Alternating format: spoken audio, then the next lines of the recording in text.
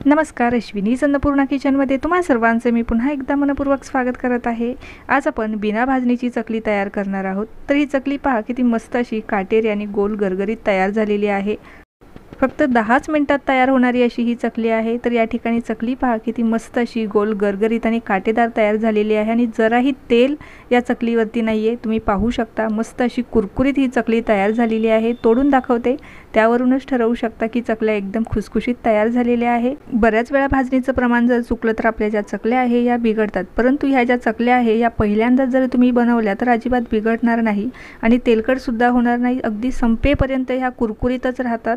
चला तर मग कशा बनवायच्या ह्या चकल्या ते पाहूया। पण त्या अगोदर तुम्ही अजून माझ्या चॅनलला सबस्क्राइब केले नसेल तर सबस्क्राइब करा आणि सोबतच दिलेले बाजूचे बेल आयकॉन देखील प्रेस करा। सर्वात आधी इथे मी 1 वाटीभर एवढं भाजक्या डाळ्या घेतलेल्या आहे। काही भागामध्ये यांना डाळवं असेही म्हणतात। आपल्याला कुठल्याही किराणा मालाच्या दुकानामध्ये या आरामात मिळतील। चिवड्यामध्ये ज्या डाळ्या वापरतो त्याच डाळ्या या ठिकाणी मी घेतलेल्या आहे। आता एका मिक्सरच्या भांड्यामध्ये घालून घेऊया आणि याची छान अशी पावडर तयार करून घ्यायची आहे। तर ह्या पद्धतीमध्ये मी पीठ तयार करून घेतलेलं आहे। आता हे पीठ आपलं तयार झालेलं जरी असलं तरी आपल्याला पुन्हा एकदा चाळणीच्या मदतीने चाळून घ्यायचं आहे, कारण वरती जाडसर जो भाग आहे तो शिल्लक राहतो। तर त्यासाठी आपल्याला इथे चाळण घ्यायची आहे। त्यामध्ये आता हे सर्व जे पीठ आहे तयार केलेलं ते चाळून घ्यायचं आहे। तर या पद्धतीमध्ये मी आता हे सर्व चाळून घेतलेलं आहे। तुम्ही पाहू शकता वरती अशा पद्धतीचा कोंडा शिल्लक राहिलेला आहे, हा आपल्याला फेकून द्यायचा आहे। त्यानंतर आता त्याच वाटीने मोजून आपल्याला 3 वाट्या बरोबर तांदळाचं पीठ घ्यायचं आहे। तांदळाचं पीठ तुम्ही कुठलंही वापरू शकता। तर या ठिकाणी मी रेशनच्याच तांदळाचं पीठ वापरलेलं आहे। कुठलंही तांदूळ या ठिकाणी तुम्ही वापरू शकता, भाकरीचं किंवा घरात जो काही आपल्याला तांदळाचं पीठ अवेलेबल असेल ते तुम्ही इथं वापरू शकता। तर 3 वाट्या मोजून आपल्याला हे पीठ घ्यायचं आहे। 1 वाटी डाळवं आणि 3 वाट्या तांदळाचं पीठ असं हे प्रमाण मी इथे चकलीसाठी घेतलेलं आहे। तांदळाचं पीठसुद्धा छान असं चाळून घ्यायचं आहे, म्हणजे जो काही कचरा आहे तो वरती शिल्लक राहील।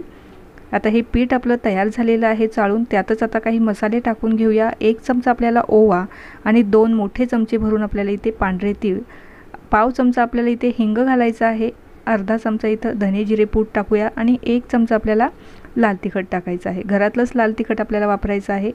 पाव चमचा आपल्याला इथे हळद टाकायची आहे आणि लगेचच चवीनुसार मीठ टाकून घेऊया। त्यानंतर इथे मी 4 चमचेभर एवढं तेल घेतलेलं आहे। तेलाचं जे मोहन आहे हे आपल्याला कमीच ठेवायचं आहे। मी पोहे खाण्याचा जो चमचा आहे त्यानेच मोजून बरोबर 4 चमचे एवढं तेल घेतलेलं आहे। तेल जे आहे हे आपल्याला कडकडीत गरम करून घ्यायचं आहे आणि कडकडीत तेलाचंच मोहन आपल्याला यामध्ये घालायचं आहे।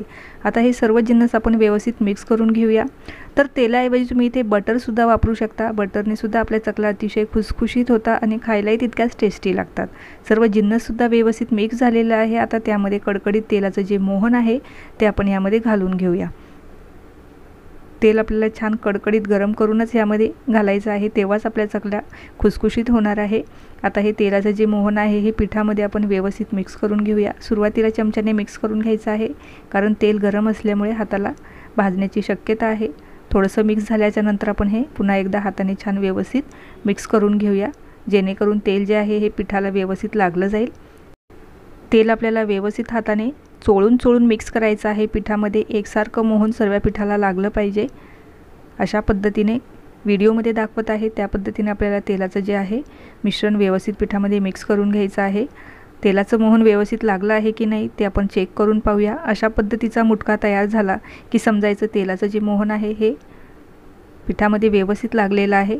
या पद्धतीमध्ये आता आपण हे मळून घेणार आहोत।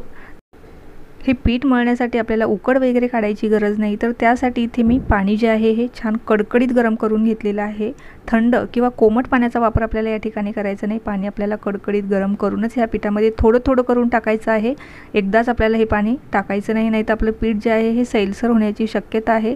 तर थोडं थोडं पाणी टाकून घ्यायचं आणि चमच्याच्या मदतीने मिक्स करून घ्यायचं, कारण पाणी गरम असल्यामुळे हे पीठ मळायला थोडासा प्रॉब्लेम येईल। त्यासाठी चमच्याने थोडंसं मिक्स करून घ्यायचं आहे आणि हलकंसं कोमट झालं की लगेचच आपण हे हाताने मळून घेणार आहोत।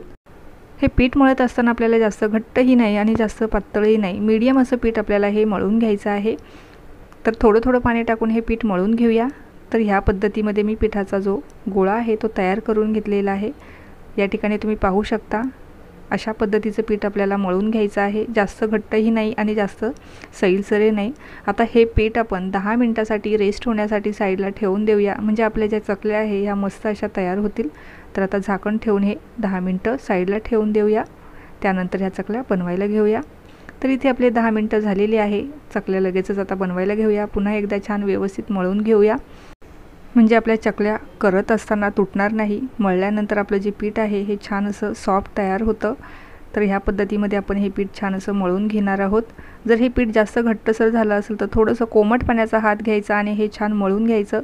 तर आपल्या ज्या चकल्या आहे ह्या पाडत असताना तुटणार नाही। जर आपलं चकलीचं पीठ जास्त घट्ट झालं तर चकल्या पाडत असताना ह्या तुटतात। तर त्यासाठी ही गोष्ट लक्षात ठेवायची आहे की पीठ आपल्याला जास्त घट्ट करायचं नाही, मीडियमच ठेवायचं आहे। आणि सैलसर जर झालं तर चकल्या पाडत असताना त्यांना काटे व्यवस्थित येत नाही आणि तळल्यानंतर त्या खूप जास्त तेलकट होतात। तर त्यासाठी हे जे पीठ आहे आपल्याला जास्त घट्टही नाही आणि सैलसर नाही, मीडियम असं मळून घ्यायचं आहे। जर आपलं पीठ घट्ट झालं तरच आपल्याला ह्यामध्ये थोडंसं पाणी हाताला लावून आणि हे पीठ मळून घ्यायचं आहे, मीडियम असं करून घ्यायचं आहे। आणि सैलसर जर झालं तर थोडंसं तांदळाचं पीठ त्यामध्ये ॲड करायचं। आता ह्या चकलीचं जे मिश्रण आहे ते आपलं तयार झालेलं आहे। इथे चकलीचा साचा घेतलेला आहे, त्याला आतून छान असं तेलाने ग्रीस करून घेणार आहे आणि त्यामध्ये आता हा मळून घेतलेला पिठाचा जो गोळा आहे तो टाकून घेऊया। व्यवस्थित बसून घ्यायचा, म्हणजे चकल्या पाडत असताना त्यामध्येच कुठे तुटणार नाही यासाठी व्यवस्थित पीठ जे आहे हे साच्यामध्ये बसवून घ्यायचं आहे। कुठेही जागा शिल्लक राहता कामा नाही, नाहीतर आपल्या चकल्या पाडत असताना मध्येच त्या तुटून जातील। त्यासाठी पीठ जे आहे ते व्यवस्थित साच्यामध्ये भरून घ्यायचं आहे। आता झाकण लावून आपण लगेचच चकल्या पाडायला घेऊया। या ठिकाणी मी चकल्या पाडण्यासाठी एक ताट घेतलेलं आहे। तुम्ही ह्या चकल्या प्लेटवर सुद्धा पाडून घेऊ शकता। तर अशा पद्धतीने मी आता ताटावरती ह्या चकल्या ज्या आहे ते छान अशा पाडून घेणार आहे। तर पहिला जो वेढा आहे तो आपल्याला व्यवस्थित गोल तयार करून घ्यायचा आहे। तर इथे तुम्ही पाहू शकता मस्त अशी काटेदार चकली या ठिकाणी आपली तयार होत आहे। कुठेही तुटत नाही, म्हणजे आपलं जे पीठ आहे हे परफेक्ट झालेलं आहे, व्यवस्थित झालेलं आहे, जास्त सैलसर झालेलं नाही आणि पातळही झालेलं नाही। अशाच पद्धतीचं पीठ आपल्याला चकलीसाठी पाहिजे असते। आणि शेवटचा जो वेढा आहे तो आपल्याला व्यवस्थित दाबून घ्यायचा आहे, म्हणजे चकल्या तळत असताना तेलामध्ये सुटणार नाही। तर चकल्या पाडत असताना ह्या 2-3 महत्त्वाच्या गोष्टी आहेत त्या आपल्याला लक्षात ठेवायच्या आहेत। चकलीचं पीठ आपल्याला जास्त सैलसर ठेवायचं नाही किंवा जास्त घट्टही मळायचं नाही। घट्ट मळलं तर चकली पाडत असताना तुटतील आणि सैलसर झालं तर त्या काटे व्यवस्थित पडणार नाही। यासाठी चकलीचं पीठ आपल्याला व्यवस्थित व्हिडिओमध्ये दाखवलेलं आहे अशाच पद्धतीमध्ये मळून घ्यायचं आहे। तर या ठिकाणी तुम्ही पाहू शकता मस्त अशा काटेदार आपल्या चकल्या या ठिकाणी तयार झालेला आहे आणि रंगसुद्धा अगदी छान आलेला आहे। आणि आपल्याला एका वेळेला 5 ते 6 चकल्या बनवून घ्यायच्या आहे आणि तेवढ्याच तळायच्या आहे, जास्त चकल्या बनवून ठेवायच्या नाहीत। आता चकले तळायला घेऊया। तर त्यासाठी तेल जे आहे आपल्याला मीडियम गरम करून घ्यायचं आहे, जास्त कडकडीत नाही करायचं, नाहीतर चकल्या तेलामध्ये टाकल्या चकलीचा जो रंग आहे वरतून लगेच बदलेल आणि आतून त्या कच्च्या राहतील आणि जेव्हा आपण तेलाच्या बाहेर काढू त्या लगेचच नरम पडतील। त्यासाठी तेल जे आहे आपल्याला मीडियम गरम करून घ्यायचं आहे। गॅस आपल्याला मीडियम ठेवायचा आहे, जोपर्यंत आपल्याला चकलीचे बुडबुडे जे आहे हे थोडेसे कमी होत नाही तोपर्यंत गॅस आपल्याला मीडियमच ठेवायचा आहे। आणि त्यानंतर चकल्या ज्या आहे या पलटवायच्या आहे। लगेचच चकल्या पलटवायची घाई करायची नाही, नाहीतर चकल्या तेलामध्ये तुटण्याची शक्यता आहे। तर 1 मिनिट जाऊ द्यायचा। चकल्या थोड्याशा कडकसर जाणवायला लागल्या की त्या झाऱ्याच्या मदतीने पलटवून घ्यायचा आहे आणि त्यानंतर गॅस आपल्याला लगेच मंद करायचा आहे। मंद गॅसवरतीच आपल्याला चकलीचे बुडबुडे पूर्णपणे बंद होईपर्यंत आपल्याला ह्या छान अशा तळून घ्यायच्या आहे। ह्या चकल्या तळत असताना थोडासा पेशन्स आपल्याला ठेवावा लागतो, कारण की चकल्या तळल्या जर व्यवस्थित नाही तर त्या नरम पडतात, कुरकुरीत होत नाही। त्यासाठी चकल्या आपल्याला मंद गॅसवरतीच तळून घ्यायच्या आहे।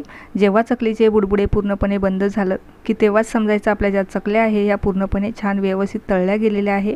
आणि चकली तळल्यानंतर लगेचच तेलाच्या तळाशी जाऊन बसते तेव्हाच समजायचे की आपली जी चकली आहे ही पूर्णपणे तळली गेलेली आहे। तर या ठिकाणी तुम्ही पाहू शकता चकलीचे बुडबुडे प्रथा कमी झालेले आहे आणि चकलीसुद्धा छान अशी तळली गेलेली आहे। रंग पहा किती छान आलेला आहे, मस्त अशी कुरकुरीत दिसत आहे आणि अजिबात तेलकटसुद्धा झालेली नाही। तर आता ही तयार झालेली चकली काढून घेऊया आणि अशाच पद्धतीने बाकीच्या सर्व चकल्या बनवून घेऊया। तर इथे मी सर्व चकल्या माझ्या बनवून रेडी झालेल्या आहे। तुम्ही पाहू शकता मस्त अशा कुरकुरीत आणि काटेदार गोल गरगरीत आपल्या चकल्या इथे तयार झालेल्या आहे। खायलासुद्धा ह्या भाजणीसारख्याच लागतात, भाजणीच्या जशा चकल्या असतात तशाच ह्या चकल्या खायला लागतात। बनवायलाही खूप सोप्या, 10 मिनिटात तयार होणाऱ्या ह्या चकल्या आहे। जास्त काही झंझट नाही, मेहनत नाही आणि ज्यांना भाजणीच्या चकल्या जमत नसतील त्यांनी अशा पद्धतीने तांदळाच्या चकल्या नक्की ट्राय करून पहा। संपेपर्यंत ह्या चकल्या अजिबात नरम पडत नाही आणि तेलकटसुद्धा होत नाही। तर या ठिकाणी तुम्ही पाहू शकता जराही हाताला तेल लागत नाही, म्हणजे अजिबात ह्या तेलकट झालेले नाही। तर आता एक चकली मी तुम्हाला तोडून दाखवते, त्यावरून तुम्ही ठरवा की ह्या चकल्या किती कुरकुरीत आणि खुसखुशीत तयार झालेल्या आहे। एकदम साधी आणि सोपी अशी चकलीची रेसिपी आहे, न फसणारी आहे। 100% तुमच्या चकल्या परफेक्ट बनतील, कुरकुरीत बनतील आणि खायलाही तितक्याच चविष्ट लागतील। तर हे पहा, मस्त अशी कुरकुरीत खुसखुशीत नळीदार चकली आपली या ठिकाणी तयार झालेली आहे। 2-3 महत्त्वाच्या टिप्स आहेत, त्या लक्षात जर घेतल्या तर कुठलीही चकली तुमची अजिबात बिघडणार नाही। व्हिडिओमध्ये ज्या सांगितलेल्या टिप्स आहेत त्या वापरा आणि ह्या दिवाळीमध्ये अशा पद्धतीने चकल्या नक्की ट्राय करून पहा। कशा झाल्या त्यासुद्धा कळवायला विसरू नका। व्हिडिओ आवडला असेल तर व्हिडिओला नक्की लाईक करा। चॅनलवरती नवीन असाल तर चॅनलला सबस्क्राईब केले नसेल तर सबस्क्राईब करा। व्हिडिओ पूर्ण पाहिल्याबद्दल धन्यवाद।